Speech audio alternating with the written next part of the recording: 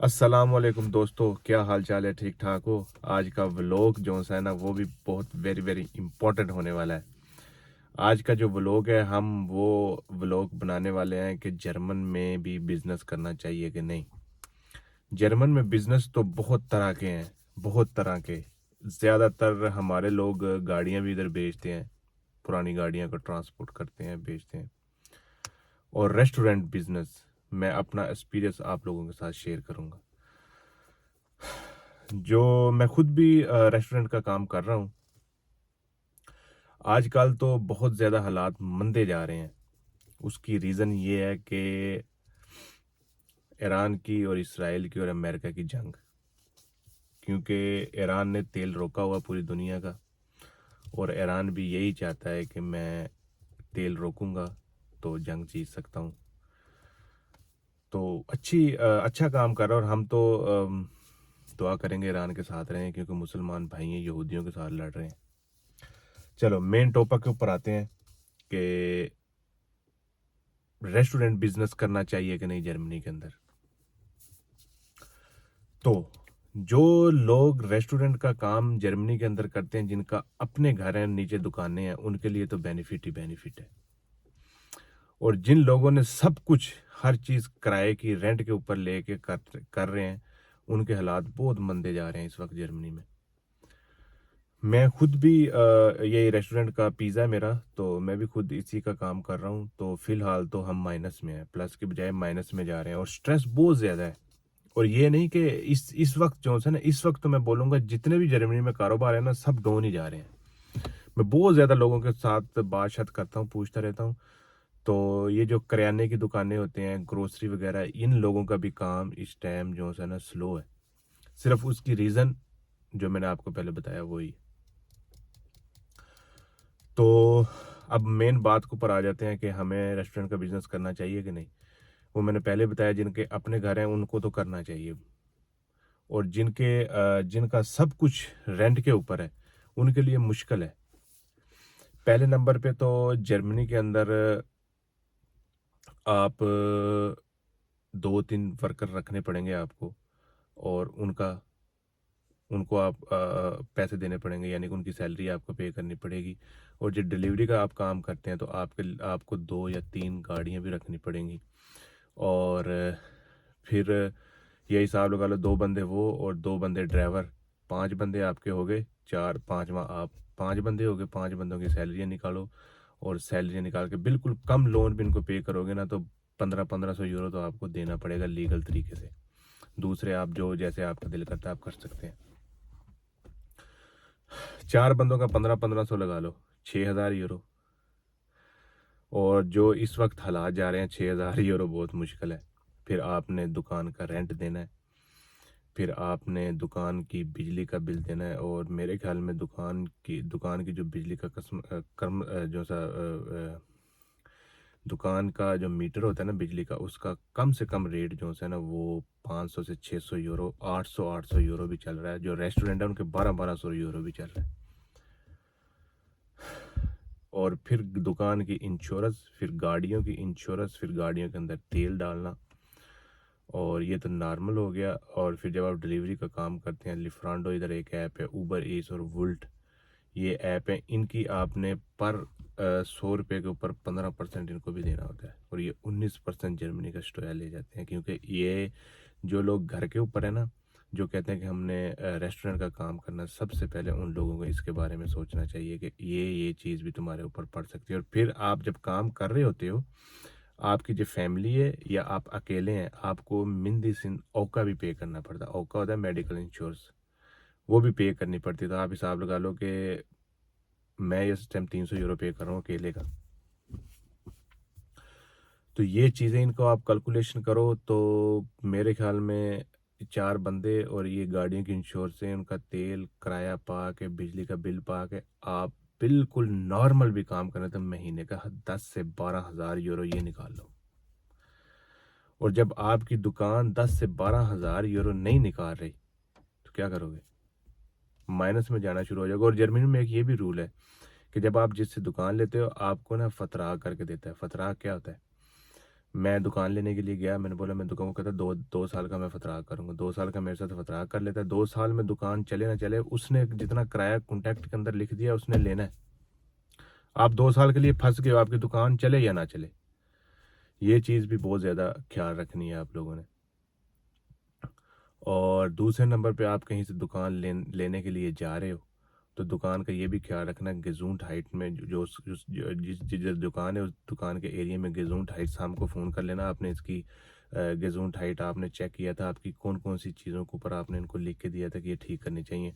और फिर उसके बावजूद दुकान जब आप ले रहे हो उस बंदे से उस बारे में उसको बताओ कि ये आपने गेजूंट हाइट से हम आपको लिख के दे के गया था, पहले ये इसको ठीक करो फिर मैं दुकान लूँगा। ये टॉपिक हो गए 10 से 12 हज़ार यूरो आप महीने का कमा सकते हो तो आप दुकान स्टार्ट करो। जे आप नहीं कमा सकते तो आप दुकान स्टार्ट नहीं करो। और जे उसके अंदर आप चाहते हो कि मैं एक बंदे की छुट्टी करा के खुद काम करता हूँ तो उसमें भी इतना ज़्यादा फ़र्क नहीं पड़ता। सिर्फ मेन फ़र्क पड़ता है आपकी उमज़स। उमज़स जर्मन में कहते हैं कि आपकी सेल, आपकी सेल। फिर उसके अंदर ये हिसाब लगा लो कि आपने रेस्टोरेंट का काम करते हो, उसमें आपने सामान भी लेके आना है। जो सामान आएगा और उसके ऊपर आपने प्रॉफिट लेनी है बेच के। ये थोड़ा है कि आपने घर के अंदर से सामान बना लेना, हर चीज़ आपको लेनी पड़नी है मोल। ये मेन चीज़ें ये देखनी चाहिए। और मेरे ख्याल में रेस्टोरेंट का बिज़नेस सिर्फ उन बंदों को करना चाहिए जिनका काम बहुत ज़्यादा, और जिस एरिया के अंदर काम, पहले तो स्टार्टिंग के अंदर तो दुकान खोल के इंसान को फ़ायदा होता ही नहीं, नुकसान होता है। आहिस्ता आहिस्ता आहिस्ता से दुकान चलती है, जब फ़ायदा होता है। मैं भी आप लोगों के सामने बैठा हूँ, मुझे तकरीबन 3 माह कुछ भी नहीं बचा था, नुकसान में गया था। 3 माह के बाद थोड़ा थोड़ा दुकान चलनी शुरू हुई तो उसके बाद ये जंग लग गई, तो उसकी वजह से काम वैसे डाउन हो गया, क्योंकि तेल महंगा हो गया। तेल की वजह से ट्रांसपोर्ट आने जाने वाली जो चीज़ें हैं, जब तेल महंगा हो जाएगा, जो जिस चीज़ यानी कि ट्रांसफ़र जो एलकावे ट्राले होते हैं सामान लेके, तो उन्होंने किराया बढ़ा देना है। जब वो किराया बढ़ा देंगे तो आपकी चीज़ों की प्राइस भी बढ़ जाएगी। उन्होंने जब किराया महंगा देना है तो उन्होंने वो चीज़ों के अंदर से पैसे निकालने हैं ना, तो फिर उनका वो बढ़ा देते हैं। तो उसकी वजह से बहुत ज़्यादा जो सी ना मुश्किलात जर्मन में हो जाती है। जर्मन के अंदर मैं तो आपको यही बोलूँगा कि सबसे पहले तो पाकिस्तान से कोई ना कोई स्किल सीख के आएँ। पाकिस्तान, इंडिया, बांग्लादेश जिधर से भी हैं, कुछ ना कुछ स्किल सीख के जर्मनी के अंदर आएँ। क्योंकि उसका ये फ़ायदा है कि आप, एक मिसाल है, मैं छोटी सी मिसाल आपको दे देता हूँ। आप बस ड्राइवर हो, आप जर्मनी में आके लाइसेंस करते हो, काम के बाद कहते हो कि 7-8 हज़ार यूरो लाइसेंस का मैं पे नहीं कर सकता। आर्बाइट साहब में जाओ, मैंने पिछले व्लॉग बनाए हुए, आपको पता चल जाएगा, उसके बारे में मैंने बताया। उधर जाओ, उनसे बोलो कि मैं बस का लाइसेंस करना चाहता हूँ। मैं चाहता हूँ कि नेक्स्ट टाइम मैं अच्छी सैलरी, अच्छा अपना फ्यूचर बनाना चाहता हूँ, तो मैं बस का लाइसेंस करना चाहूँगा। तो वो आपका 7-8 हज़ार यूरो भर देंगे। आप बस का लाइसेंस कर लो और बस के लाइसेंस के बाद आपकी सैलरी नॉर्मल भी 3 हज़ार यूरो शुरू हो जाती है। और 3 हज़ार यूरो में आपको टैक्स काट के बता रहा हूँ, नॉर्मल तो 3600-3700 तक सैलरी आती है। तो जब आप 3 हज़ार 4 हज़ार यूरो कमाते हो तो आप बहुत ज़्यादा भी खर्च करते हो ना, मैं बहुत ज़्यादा की बात कर रहा हूँ। फैमिली वालों का इतना खर्चा होता है, पर मैं फिर भी आपको इतना बता रहा हूँ, 1 हज़ार यूरो लगा लो अपना खर्चा। 3 हज़ार में से 2 हज़ार, और आप पार्ट टाइम जॉब भी कर सकते हो, 2 दिन छुट्टियां भी होती हैं, और 2 दिन जब वो आप काम बस वालों के पास करते हो तो 1,000 रुपये ये भी लगा लो। नहीं तो तुम पार्ट टाइम किसी जगह पे भी काम करते हो तो 1,000, 800, 900 यूरो आप खर्चा अपना उधर से निकाल सकते हैं। तो मेरा कहने का मकसद इस व्लॉग में यही है, पाकिस्तान से इधर आना चाहते हैं, कोई ना कोई स्किल सीख के आओ। हम बात रेस्टोरेंट की कर रहे थे और किधर से किधर चले गए हैं। रेस्टोरेंट का पाकिस्तान से कोई ना कोई काम सीख के आए। और मैं तो आप लोगों को यही बताऊंगा कि इधर आके जॉब करनी चाहिए। जर्मनी में फिर टैक्स बहुत ज़्यादा रेस्टोरेंट के, और क्या उसे कहते हैं, टैक्स देने पड़ते हैं। 4 टैक्स हैं, गवेरबा इनकम टैक्स, और क्या उसे कहते हैं, उमजस टैक्स, नेबिन, 4 टैक्स होते हैं यार, मैं कम्प्लीटली भूल रहा हूँ कुछ चीज़ों को। तो आप जब काम करते हो आपको ये टैक्स देने नहीं पड़ते, आप लोगों के ये टैक्स बच जाते हैं। तो मेरा तो जो जाती एक्सपीरियंस रहा है, मुश्किल है। आप जितना मर्जी भी काम कर लो, आपके ऊपर बहुत ज़्यादा बोझ रहता है, बहुत ज़्यादा बोझ रहता है। आपकी सोचने की सहेलियत जो सी है ना वो कम होती जाती है, बहुत ज़्यादा बोझ रहता है। जो लोग इधर काम कर रहे हैं ना ऑलरेडी बहुत देर से, जिनका काम अच्छा चल रहा है, वो भी आजकल तो वो भी रो रहे हैं। बहरहाल कईयों के बहुत अच्छे काम चल रहे हैं। हमारे पास एक दो रेस्टोरेंट हैं, उनके काम अच्छे चल रहे हैं। अच्छे अच्छे के मुताबिक बहुत हाई पाई नहीं है, यानी कि गुजारा हो रहा है इस वक्त। तो मैं रेस्टोरेंट का मशवरा नहीं दूंगा। और जे कोई आपका दुश्मन है जो कहता है कि जो जिससे आपको बहुत ज़्यादा मसला है, तो उसको प्यार से समझाओ कि रेस्टोरेंट का काम करें। रेस्टोरेंट या गैस्ट्रोनॉमी कहते हैं जर्मन में, गैस्ट्रोनॉमी का काम स्टार्ट कर लें। तो इंशाल्लाह वो आपको कुछ अरसे के बाद आके बोलेगा कि आपने मुझे बहुत अच्छा मशवरा दिया था। तो अच्छी दुश्मनी आपने मेरे साथ निकाली है। ये जर्मनी के हालात बहुत ज़्यादा ख़राब हुए हैं।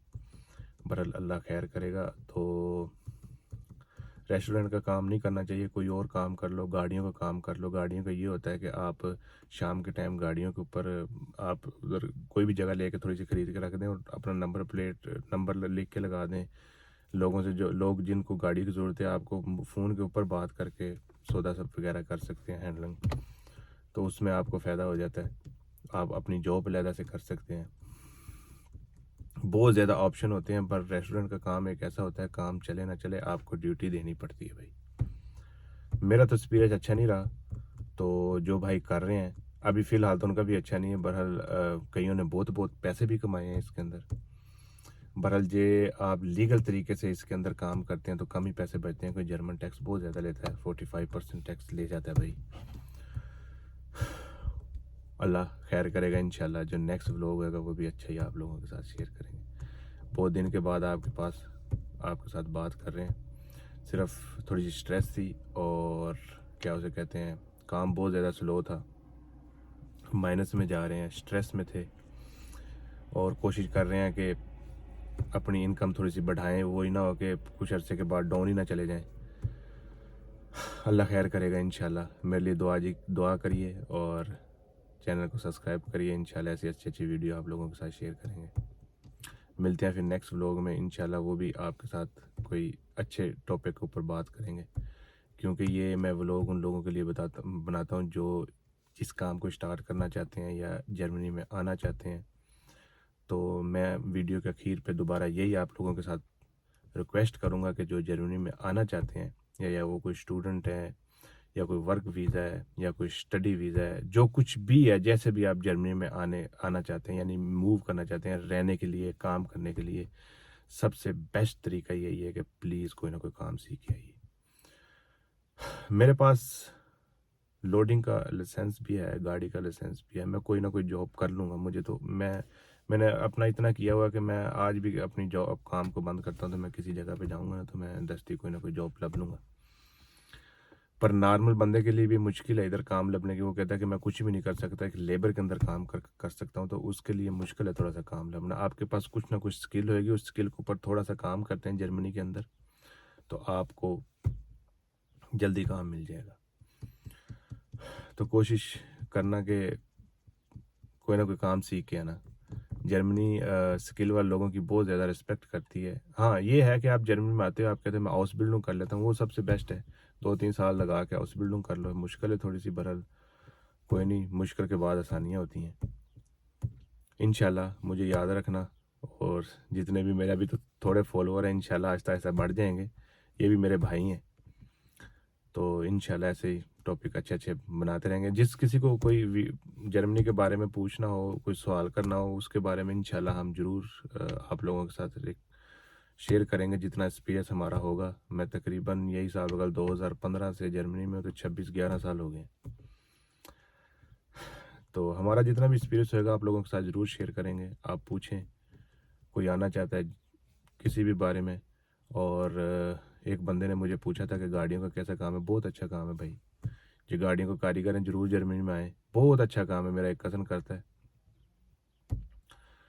बहुत अच्छा काम है उसका भाई। गया हुआ है बंदा, पीछे एक रखा हुआ है, हर 2 महीने के बाद, 15-20 दिन के बाद, 2 महीने के बाद, महीने के बाद पाकिस्तान होता है। अच्छा काम चल रहा है उसका। बहरहाल आएँ करें काम। आपको कोई वीज़ा दे रहा है तो बिल्कुल आएँ करें। और इसकी तो हाउस बिल्डिंग भी मिल जाती है। आप ऑनलाइन अप्लाई करते हैं RTU के ऊपर, तो उधर से आपको हाउस बिल्डिंग मिल जाती है, हाउस बिल्डिंग कर लें। उसके ऊपर वीज़ा मिल जाएगा आपको, 3 साल की हाउस बिल्डिंग जिस दिन आप पास करेंगे आपको वर्क परमिट मिल जाएगा।